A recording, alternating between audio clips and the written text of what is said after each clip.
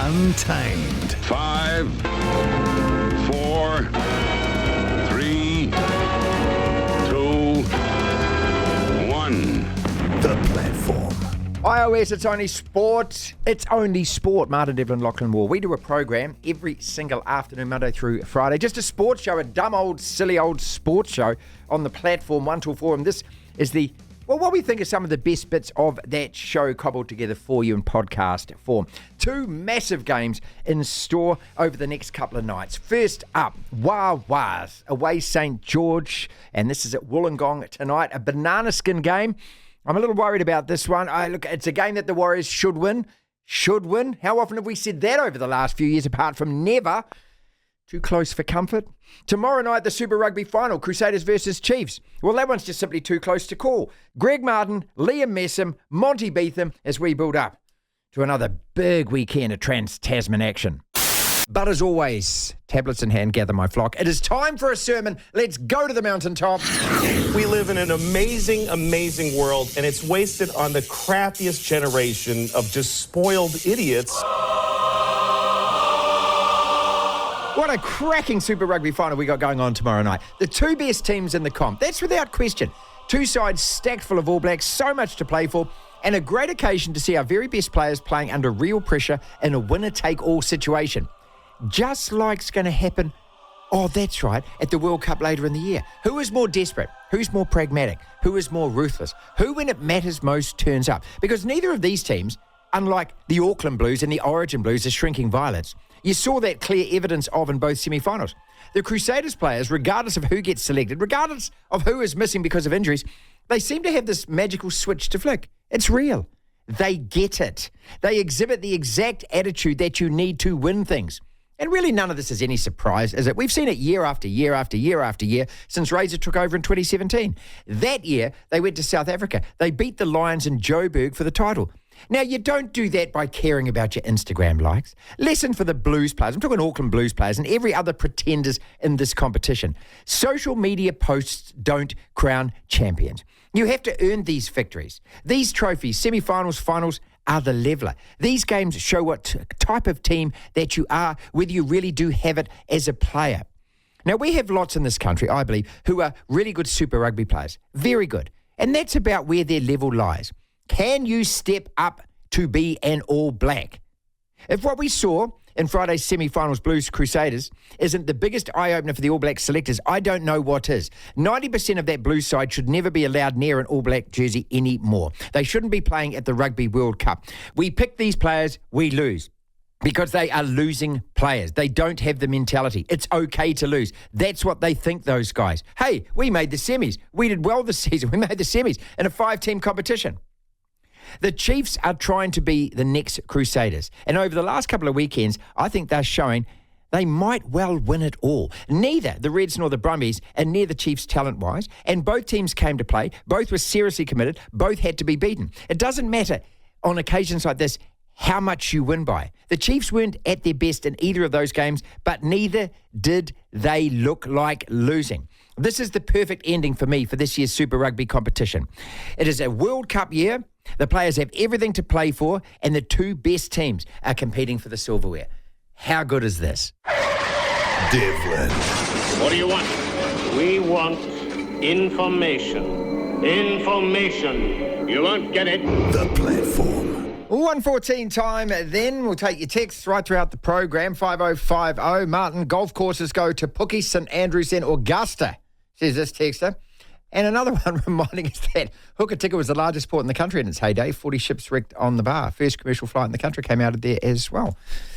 Well, I don't know whether the facts are right or wrong, but I tell you what, I like them both and I will believe them right here, right now. Collingwood was also going to be the capital of New Zealand at one stage. And Nelson happens to be north or south of Wellington, Lachlan? North. That's right. North.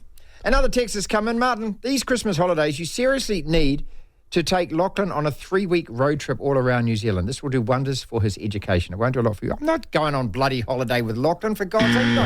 Doesn't want to go on holiday with me. No. No? The only way I would. Well, don't say it. So at least pause for breath beforehand, Lachlan. Let me think.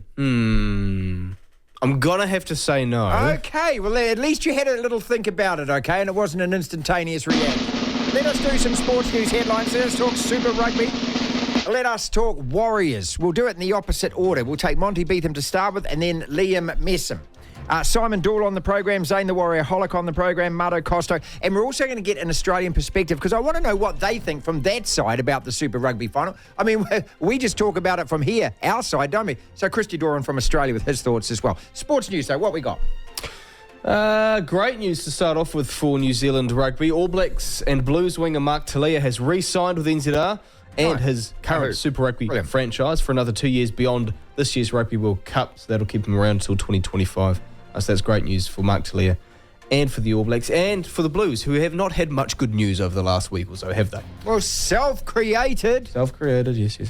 Cricket, Brendan McCullum, England Test cricket coach, has told his players to be more aggressive in the second Ashes Test at Lords, doubling down on the team's fearless approach. England's risky strategy has remained the biggest talking point out of Australia's thrilling first Test win at Edgbaston. This is what he had to say. This is what opening batsman Zach Crawley had to say. He even said we should go a bit harder next time. Any doubt you had in this game, you take it away. In your head, you might think, should I do this? Or take it a bit easy for 10 minutes and not get out?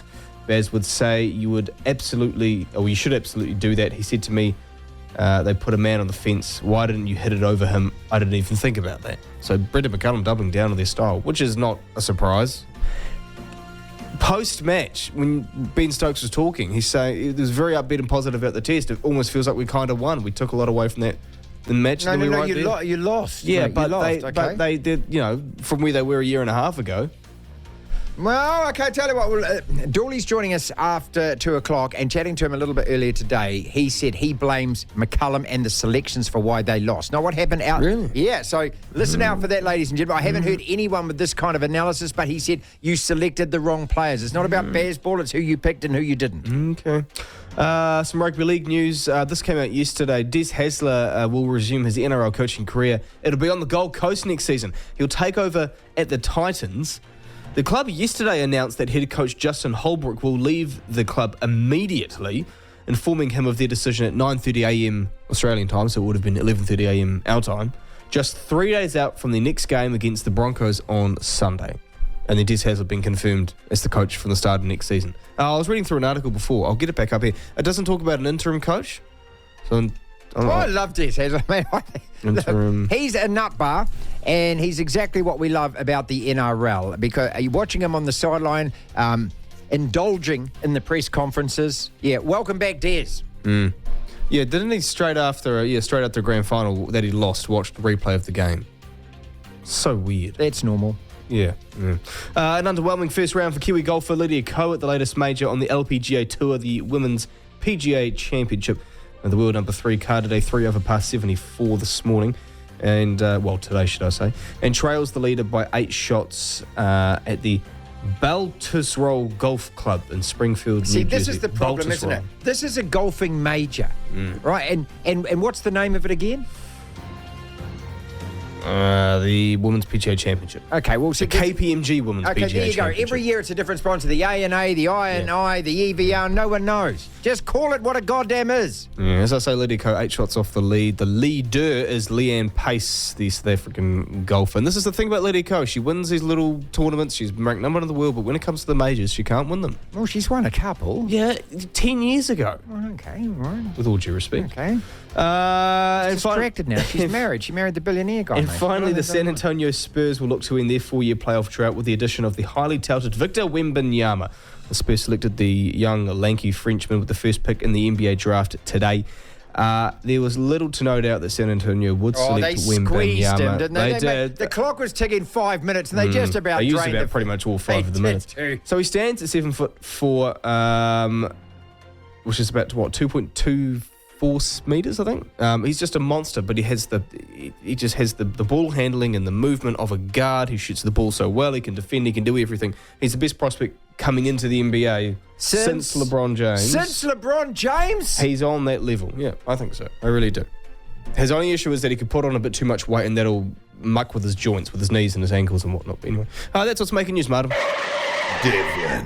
Oh my goodness me! The platform. Is this a banana skin game? Monty Betham, 100 games for the club. Former captain, Kiwi captain, and now a mentor at Warriors HQ. Welcome back to the show, mate. Don't mention Queensland. Yeah, very good. Excited about tonight, mate. Yeah, hell yes. I'm excited and I'm also nervous coming off the bye. And look, it's a game that, and you don't say this that often, do we, over recent seasons? This is a game that we should win. Oh, mate, I know, you said it.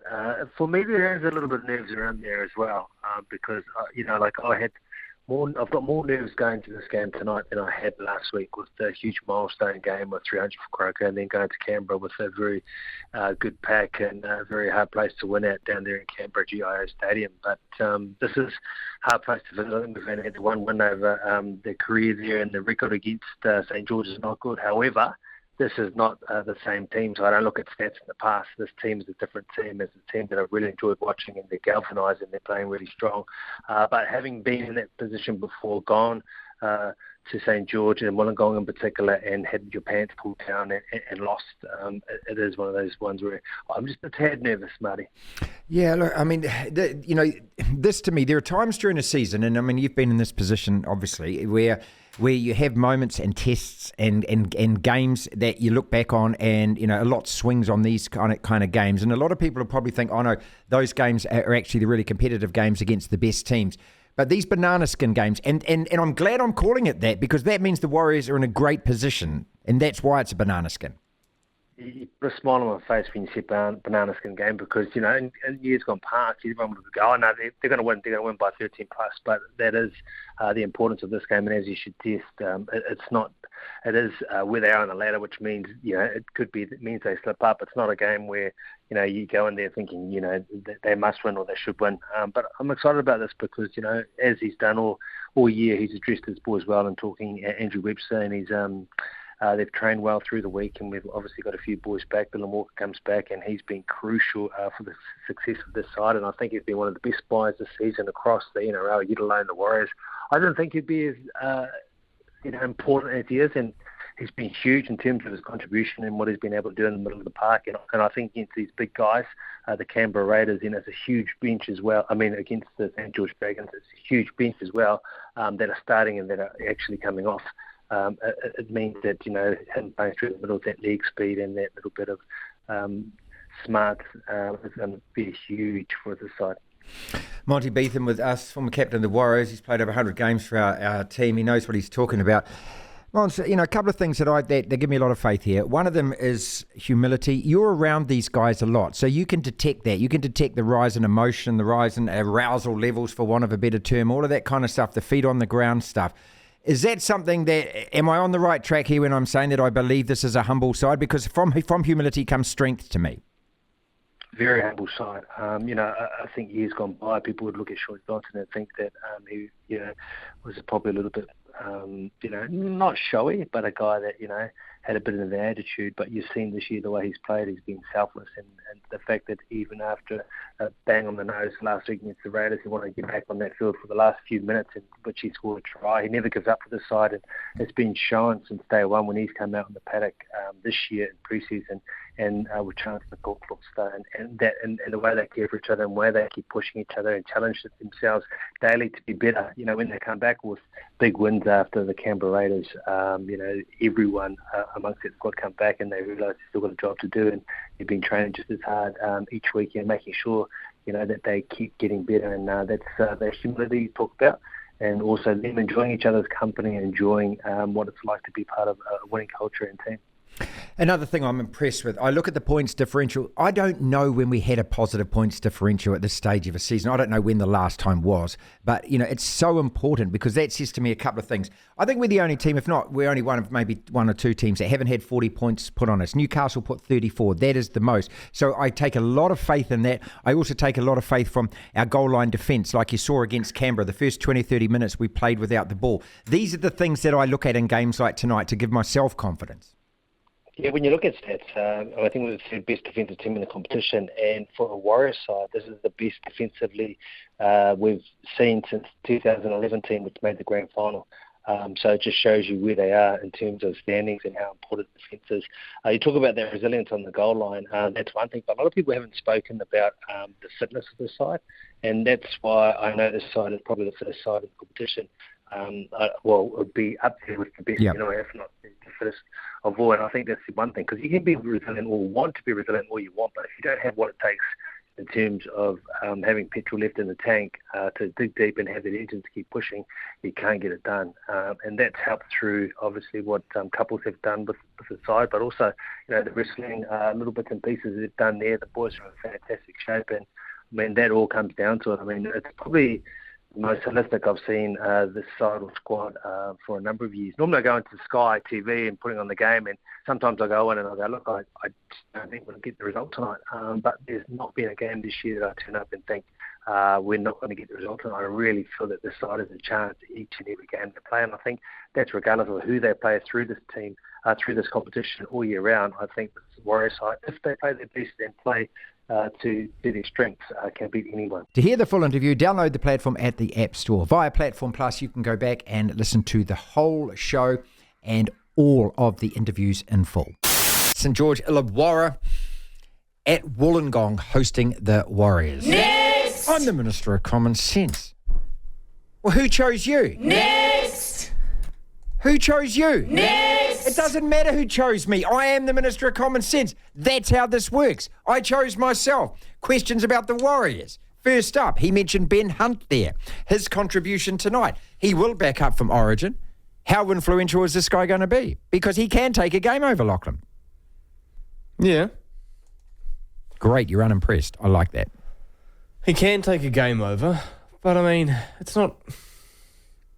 They're just not a good team. No. They're really not a good team. No, they're not. And I don't think his head is fully in it. No, his head's away. He's left, mate. He's already walked. He's out the door.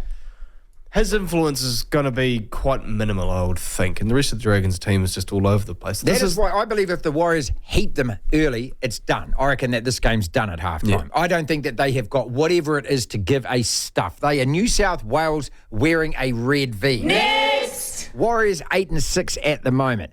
10 games to go. How many wins needed to make the 8? Just to make the 8. 8-6, 10 games to go. The need to... Well, I typically would say 13, but last year 13 didn't get my Broncos into the final, so 14. They need to guarantee a spot on the 8. They need to win 6 more.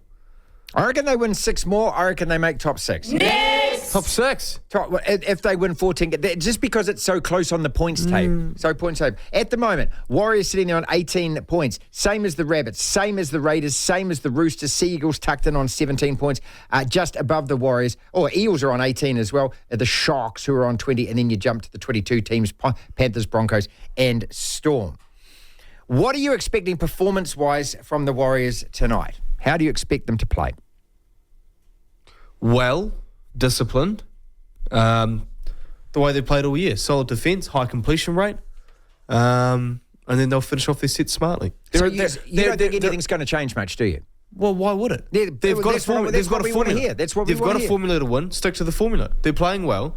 Defensively, they're one of the 2 or 3 best teams in the comp. Yes. In terms of their completion percentage, they're one of the, I think they're in the sort of the top 3 or 4 as well in the competition. So they take care of the ball and they get the ball back.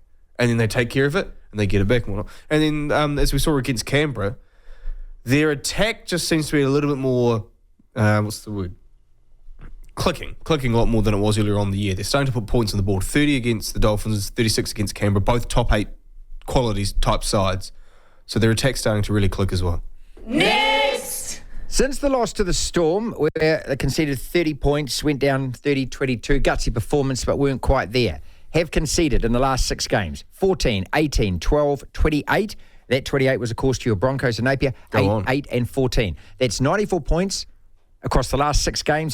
That's an average of 15.6 points conceded per game. Pretty good. You concede that amount of points per game, you're winning games, right? Yep. You're winning 6 or 7 out of 8 games. Absolutely. So is that the key? Well, it has been. The biggest change of the Warriors this year has been an attitude change that you can see in their defence. There's much more commitment.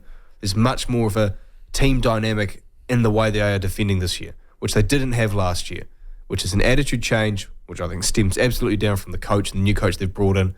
And then from there, it's like any sport. Defence wins championships. You build off of your defence and the success of it. Final question then. Warriors 10 p.m. kickoff tonight against St George. Warriors at the moment sitting in 7th on the table. Next game up is against the Rabbits.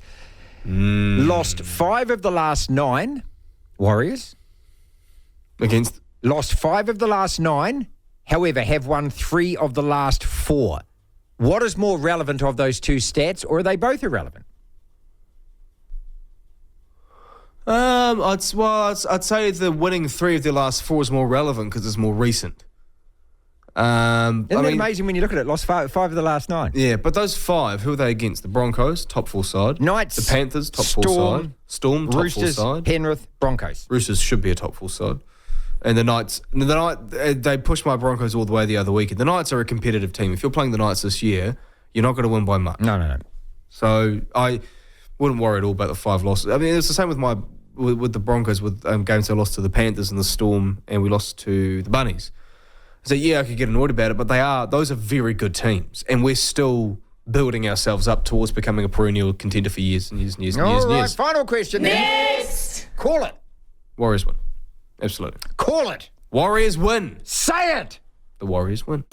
Super Rugby final. Liam Messam. How many players in New Zealand rugby can stack up stats like this? And what I'm talking about is a century of appearances in both NPC and Super Rugby. 104 games for Waikato and 184 for the Chiefs. 43 times played for the All Blacks. Member of that victorious strong 13 side that won it. Liam, pleasure, mate. Welcome back to the show.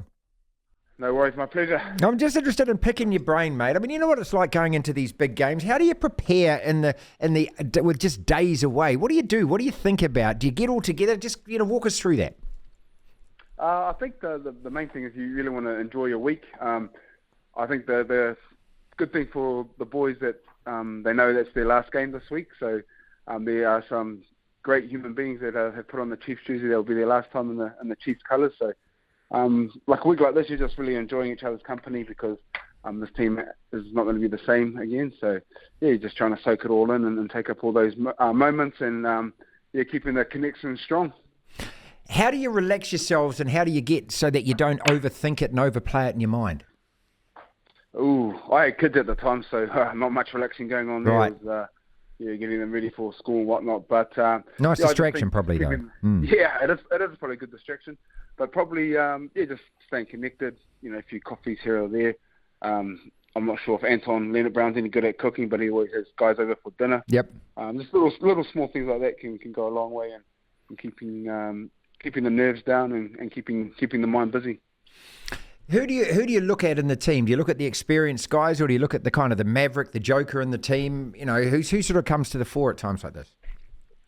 Oh, I think our first year we made the final, 2010. We heard that I think none of us had been in the final, and we heard you had to enjoy the moment, enjoy the week, and so a lot of us really probably took it a bit too far in 2010, and we all know what happened then. If you didn't, then we've got an absolute hiding for one of the highest. Yes, that's right. Rugby finals ever, but that was a great learning, especially for myself as a leader.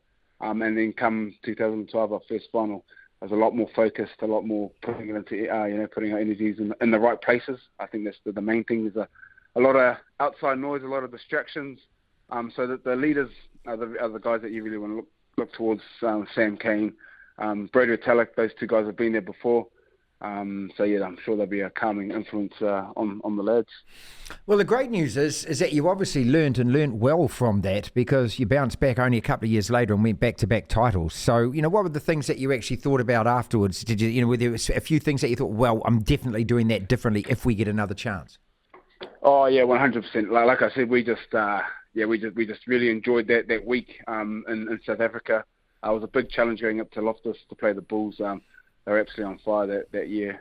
We were actually on a real good run, so our confidence was real high. We had the momentum. I think we scored the first try, and then we went all pear-shaped after that. But we were just just really.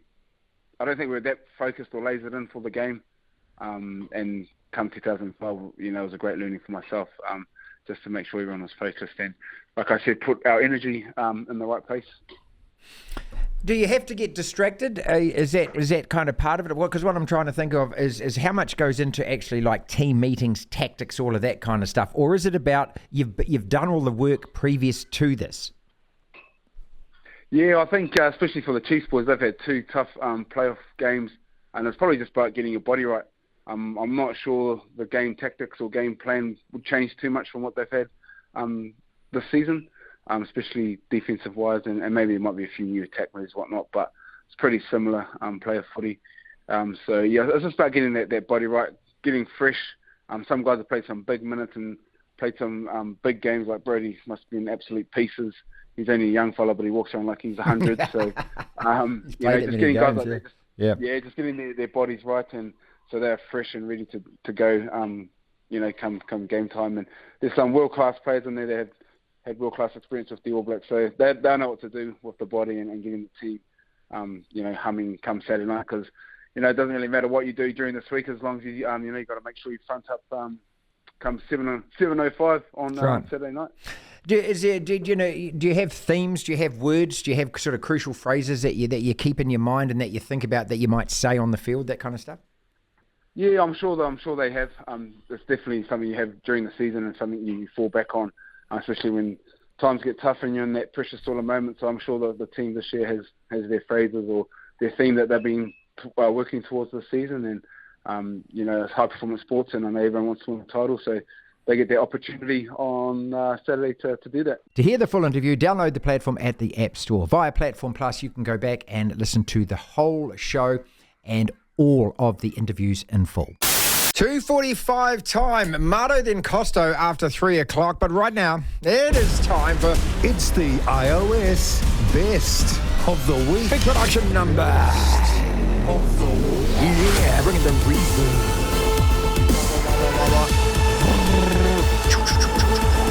Laser. Kicking off with Shane Van Gisbergen, who we spoke to yesterday, live at 3:30. I'm still gobsmacked by this, Lachlan, that the same day he's flying out to the United States to fly to Chicago to drive his NASCAR. He gives us 15 minutes yesterday. If you didn't hear that interview, people, fantastic talking to the bloke. You've just got to ask him a couple of questions and away he goes. And we kicked it off by asking him, okay, I know that you can drive anything on earth, mate, but you're off to drive a NASCAR. How much actual time in that car in practice do you get to start with? I get a little go next Monday as like a check, I guess, to prove I can drive. On the Monday, that's an hour or two, and then on the race weekend itself, on the Saturday, I get a 50-minute practice and then a short qualifying, and then we race on the Sunday. So not too much, but the race is very long, so plenty of time to learn then. I get a 50-minute practice, and then I get a little bit of time on race day, and then I'll kind of learn as I'm racing. What? I mean, just think about that. So in that case, well, they must be a lot more similar in that case. Well, what are the key differences between a NASCAR and a supercar? I guess the biggest thing is you're sitting on the left-hand side. They're left-hand drive cars, being in America. Yep. And then they don't have doors, so you climb in through the window. Yep. So very, very different, those two aspects. But otherwise, underneath, they're pretty similar. They got a sequential gearbox, although theirs is a 5-speed, ours is a 6. And then, the way the aerodynamics are, they make the aero under the car, we make it on top with the spoilers and stuff. So quite a bit different technically, but, they're similar in some ways as well. I hope it's not a dumb question. How different is it sitting on the left-hand side of a car as opposed to sitting in the right or sitting in the middle? Well, I don't find it difficult unless it's on a track I know and a car I know. So if you go from a supercar to a GT car at Bathurst, it takes a little bit when you're on the other side because you have, 1.5 meters of reference point on the other side now. It makes it a bit different. But, for this track, I don't know the track, I don't know the car, so I'm kind of starting from scratch. So sitting on the left shouldn't be too difficult. Wow. I mean, starting from scratch, it's a NASCAR race. You're going to be racing that thing about 300K around a street circuit in a contact sport, bumping and grinding. It seems unfazed by the whole bloody thing, though. What is the difference? And look, I'm not being an idiot by asking this, but I sound like an idiot by asking this. What's the difference between the downforce that comes under the car and goes over the car? Do you know, like, technically what? No, neither do I. No idea, with all due respect. Yeah, and that's fair. I don't know, but I'm really interested to know if you know out there in listener land, how does that change the way that you handle the car or the way that you drive the car? Final question for Shane then. If you can help, please, 5050 on the text. Final question for Shane is, well, how do you think you are going to go, given the fact you've got such limited time to get used to this car before you race? I have no idea. Like, that's it's one thing I get asked that a lot, and I don't have the answer. Right. The road courses now, NASCAR was mainly all oval, circle tracks. Now it's they do five or six road course or street courses a year, so the drivers have gotten very good at turning right, I guess. Yep. And changing gears and stuff. So I certainly don't think it's going to be easy. But where I stack up or where I'm going to fit in, I really have no idea. How do you reckon he's going to go, man? I don't know. Well, you are going to be watching, though, aren't you? Yes, of course. I'll be watching. This will be the first NASCAR race you've watched in how long? I watched bits in there. Yeah. Shockingly, my flatmate, Andy, who you know, he loves NASCAR. Loves NASCAR. Brilliant. So even now and then I do catch it with him. Okay. This will be the first race that I watch in full this year. Okay. Normally I like to watch when it comes to, the chase at the end of the year and things. But there's so much motorsport on. Goodness sake, I don't know how you squeeze it all in. But I will be watching Shane van Gisbergen, and I really hope that he goes well. Miles Davis joined us on Tuesday. He's my go-to guy for everything about roundball, about football, about everything, actually. He's a go-to guy, and he's got an opinion about everything, and he's always right, Miles. In fact, I've known him since 1998, and I'm not sure whether actually he's ever been wrong. Sorry, I left out the word admitted. There. Anyway, when it came to the All Whites walking off the pitch at halftime and refusing to come back out for the second half. Now, as the story has unfolded, it's one of those ones where, really in hindsight, your opinion can and will change because, hindsight gives you the ability to do that. But what I really like about this next quote from Miles is this was hours after it actually happened, and I believe he got it right before everyone else did. Personally, I think they should have continued with the game, gone on and beaten Qatar, and then lodged an official complaint afterwards. There's a danger here that suddenly the players become the law unto themselves. The referees out there, they said, the referee didn't do anything. Well, if he can't hear what was said, if he didn't hear what was said, it's very hard for him to make a decision then. FIFA have got things in place, and UEFA, they've all got these things in place to try and deal with racism. Now, the punishments that they mete out might still not be enough, but that is the procedure to go through. And if you suddenly decide that you want to take the law into your hands every time someone upsets you, where are we going to, racism's abominable, but where are we going to draw the line? Am I allowed to call you a fat bastard? That's offensive to you. That's upsetting to you. I've got no right to do it. Where do we draw the line on what punishments people are going to get? Am I just going to, every time I feel that maybe I'm losing, maybe racism doesn't get you disqualified from the game, maybe I'm losing, maybe I say someone says something to me and we just all walk off. I'm not downplaying what's done there, but we need to know what was said, or else we're going to get into a situation where racism, ban them, and nothing gets said. You know what I mean? We can't just have it being down to one side of the story being the law.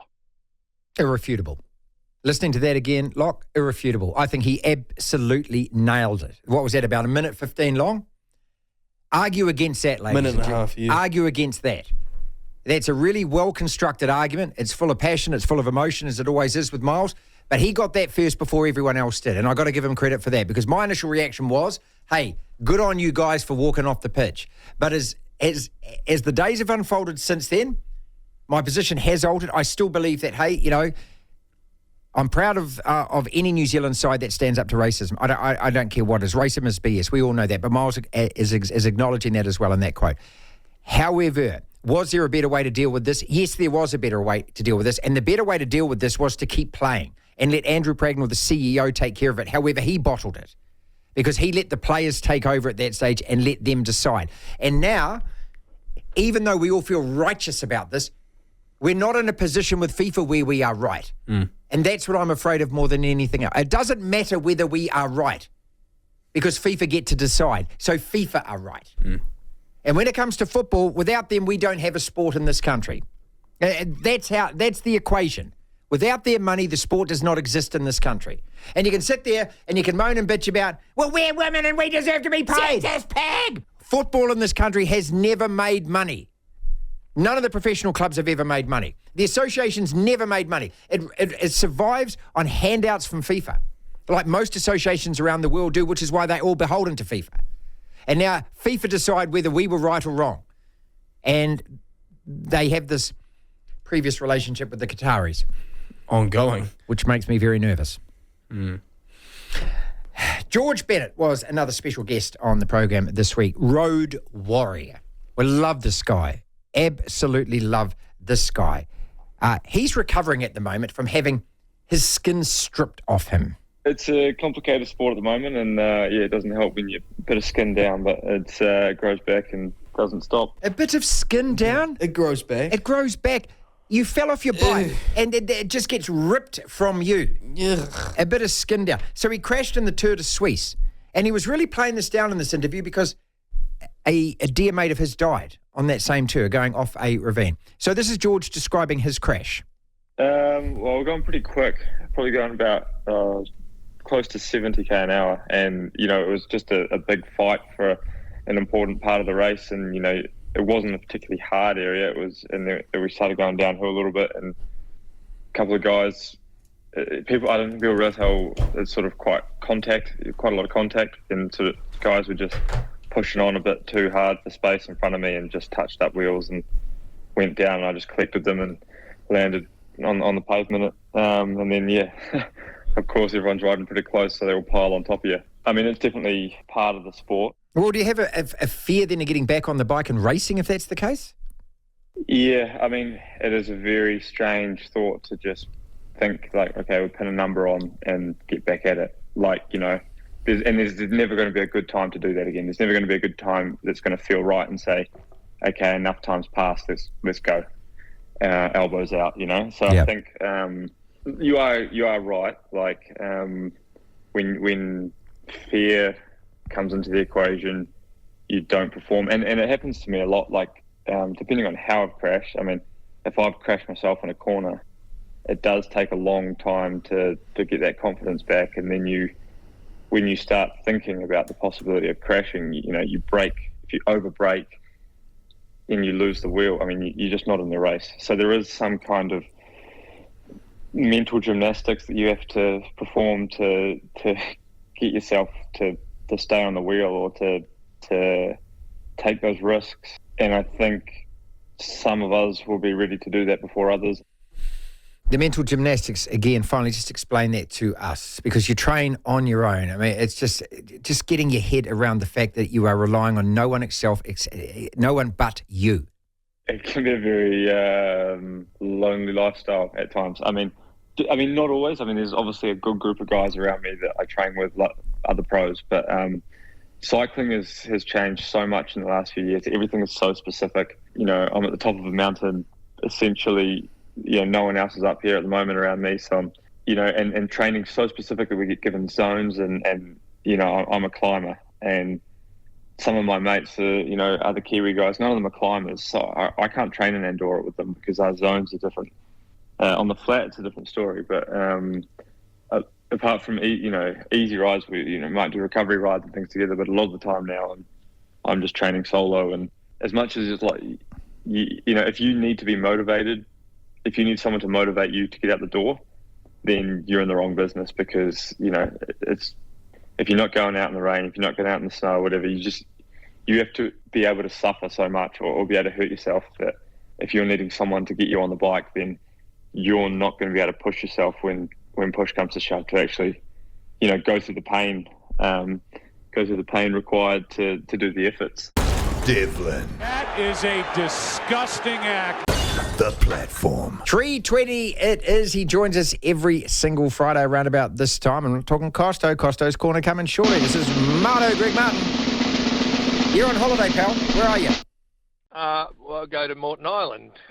When you find a good place to go on holidays, you just keep going there for your whole life.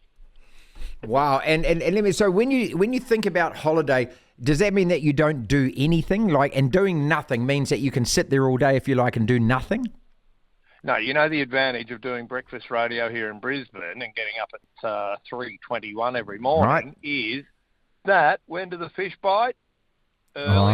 So I don't even sleep in during holidays. I'll get up at about 4:30, have a little sleep in for an hour, and then go fishing. So that's my holidays: fishing, drinking beer, and then when I've had enough beer, I drink rum, and then I fall over and do it all the next day. Fantastic. And do people come and visit you on your holiday? I hope not. Oh, see, I thought you might have been stuck. I thought you might have been stuck in Brisbane. Like, Dad, there's just 2 more things you need to fix for the house. One of them's the roof, and we just want to add. No, I haven't. No, I've just finished another couple of jobs. The daughter's freebie is coming up. They're waiting for the architect to finish the plans, mate. So I'm free for a little while, and then I must work on my daughter's house for the rest of my life. Let's talk some sport then before you go, mate. And let's start tonight. Super Rugby final. The 2 best teams in the tomorrow night. 2 best teams in the competition. Oh, this is brilliant, mate. I can't wait. I mean, I love this where you get these 2 teams and you can hardly separate them. Exactly, and they're both like Queensland. I've mentioned Queensland State of Origin straight away. They're both teams full of passion and who care for their areas, and they actually represent passionate people. And you know what? It's great for me to watch because I won't have any nerves. I like both teams. Yeah, look, the TAB here can't split them, mate. I mean, and I think this is probably the closest one to call that it has been since. I don't know. I mean, this is the great thing about it. It really is. The only thing I can tell you is that the weather's been pretty shite, and hopefully, it clears a bit because I don't want to see a kick tennis fest like we had last week. Hey, listen, what about Sam Whitelock? Is that a side story? Is he going to play? Yep, when it's wet, he's playing, mate. He's playing, mate. Heavy conditions. Yeah. Your Achilles gets put under some pressure. Yeah, but he's up against the old mate Brodie Retallick. I mean, that's just like, okay, so clear the paddock, ladies and gentlemen. Clear the paddock. There's 2 bulls in there, okay? Let them go. Atomic reaction. Oh, no, mate, it'll be great. And as I said, I don't care. There's no Australian teams. The 2 best teams are in the final. Let the games begin. You know, you mentioned Origin there, and obviously it's a gut punch. And I mean, please, I'm keen to talk Origin. I feel sad, but I mean, and you've explained it, and Corey Parker's explained it, and everyone explains it. Billy Slater explains it. The goddamn thing is, it's actually real. You know, you look at those Queensland players, and you look at that Queensland crowd and everything else, and you're right, people do care. And then I look at Luai afterwards. I hope he's copping it like a chook in Australia at the moment for that Instagram post. He sure is. He is copping it from everywhere, and I hope he's played his last Origin games because he doesn't get it. No. It's all about him. I don't want to go too far, but national anthem, I don't believe it should be played unless Australia's playing. Same. But anyway, they played the national anthem. All the other players had their arms around each other. Luai just standing there, just wouldn't link arms, just stand there with his hands in front of himself. Check that out. That probably sums him up, mate. Yeah, well, he's not a team player. He's a me player. And that's it. And that's why he's not an Origin player. And, I mean, look, I don't mind his, whatever his attitude is in terms of his Instagram, giggly followers and all of that. But what I like is the truth is, and he knows the truth, you're not good enough to play Origin, mate. You're just not good enough. That's right. They'll make changes. But how good was it the other night? Can I tell you, do you understand Suncorp Stadium? Have you ever been to Suncorp Stadium? And the street up there with all the pubs yes. within 100 metres is Caxton Street. Our studio is at the top of Caxton Street. We are 250 metres from Suncorp Stadium, okay? I drove to work the other morning. It was 20 to 4, I think. Yeah, it was about 20 to 4. And I come up Caxton Street. I said, what the hell is going on here? And, of course, I knew what was going on here. Drunk people. Yes. But then I see the Queensland team bus. It's now 10 to 4 by the time I get through. It was a traffic jam on this little street called Caxton Street, where all the pubs are. The Queensland Origin team was still in the Caxton Hotel until 4:45, singing songs, still in their jerseys, just in thongs, jerseys, shorts still on, drinking and singing songs with Queenslanders. And that is what Origin's all about, because Billy Slater has said, we're not playing for ourselves and our family. Well, we are if you want to, but we're playing for the whole state. I know it's corny, but it works. When you've got that moment where you've got to make a little effort, Queensland did it the other night. Every time there was an effort, they did it for their mates, they did it for their state. It's completely corny, but it works. In football, that's what you need. I wish our bloody Wallabies had a bit of it. That's our podcast for today. Thank you so much for listening. If you want to listen to the entire show, 1 till 4, Monday to Friday, download the Platform app, and via Platform Plus, you can go back and listen to whatever shows over however many weeks at your leisure, at your listening pleasure. Platform Plus. First thing to do, though, is download the Platform app. Devlin. Unbelievable. Incredible. The Platform.